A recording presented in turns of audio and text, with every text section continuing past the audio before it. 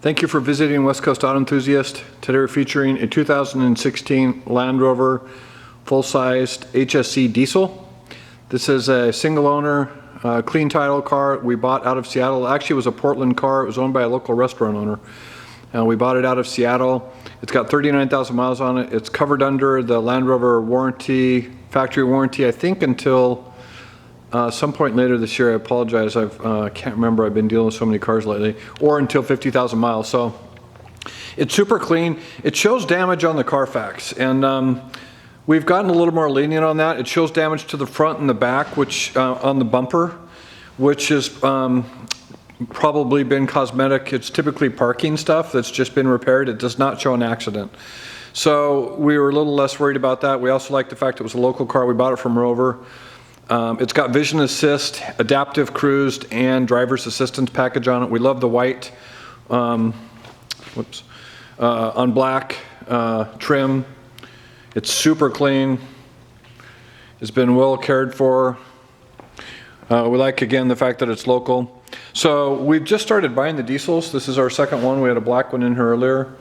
The adaptive cruise is what drew us to this car.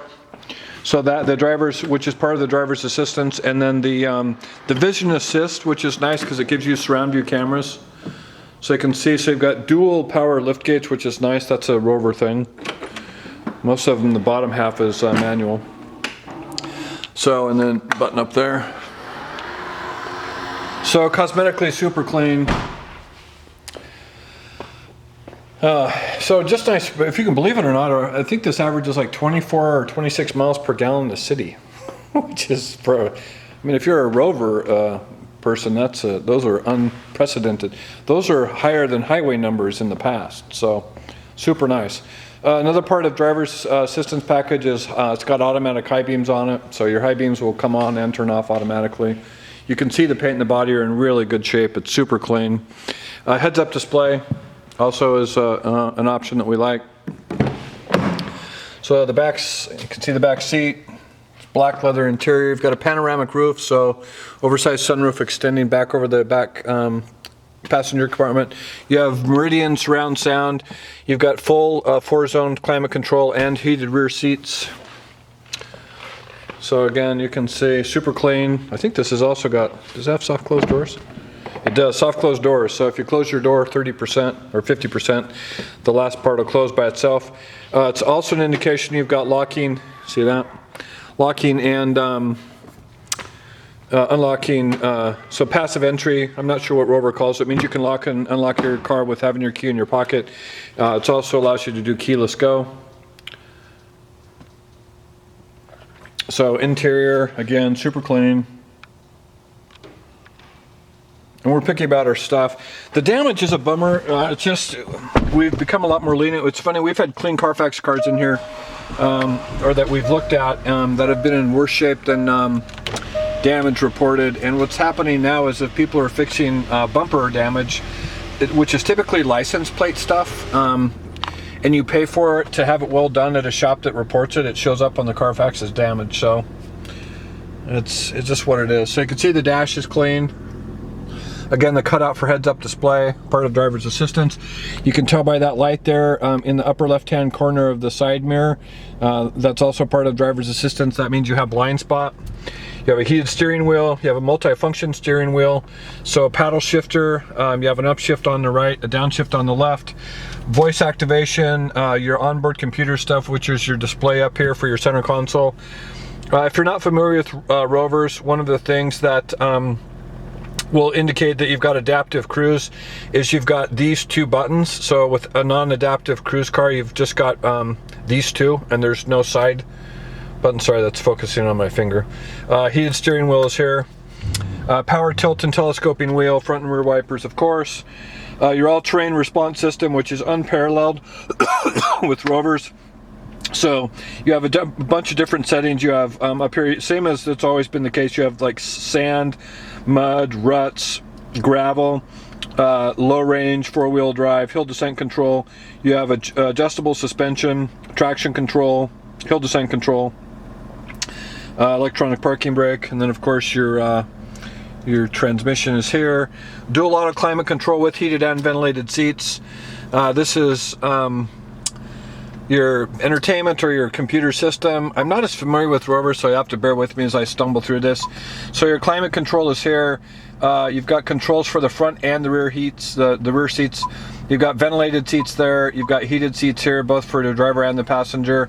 You can also control the rear seats. So you've just got heated seats, but you can control those, which is nice. So, and then navigation, backup camera. So part of the vision assist on this is going to be, if you stick this in reverse, you're going to have cameras, and then you can change the view on that. So a couple different views. So that's super nice. That's parking. This also has parking assistant on it, so this car will park itself, parallel park. Let me go to home. So your settings, you've got 4 different windows here. So this is the home page. So ambient lighting, parking aid, stealth mode, echo data, cameras, 4x4. So if you go to cameras here, that's going to allow you to view. So this is the surround view, and then you can change the settings over here or what you're viewing. If you go back to 4x4, so if you take the suspension down and you put it all the way, you got to put it in neutral first. If you take it all the way down to low and then you put it in low range, and then you stick this up here, what's going to happen is you're going to see this go from green. I didn't show it to you originally, but this was green and now it's orange, meaning the center differential is locked. So that would be a purpose of you know, snow or poor conditions. If you raise your suspension and then put your locking diff in, you go just about anywhere you wanted to in this car. So I'm going to put that, so there you can see that's in green now, so it is not locked. Alright, so home view, navigation, standard navigation stuff. You have Bluetooth, so super nice, super easy. You have sorry about that. You have satellite radio, AM, FM. You also have the ability to stream music, satellite radio. If you go over here, so in control, apps, setup, so screen setting, voice control, stuff like that. What else we got? So turn your screen off. You can change your screensaver, and then at the back, the stuff we went through earlier. So pretty straightforward. Keyless go, as I mentioned. I've got the key in my pocket, so I do have one. We have one master key. We do have a set of books. They're in the glove box. So you've got home link up here, 3 buttons that are programmable for security gates and garage door openers. As I mentioned, the panoramic roof. So USB and aux inputs here.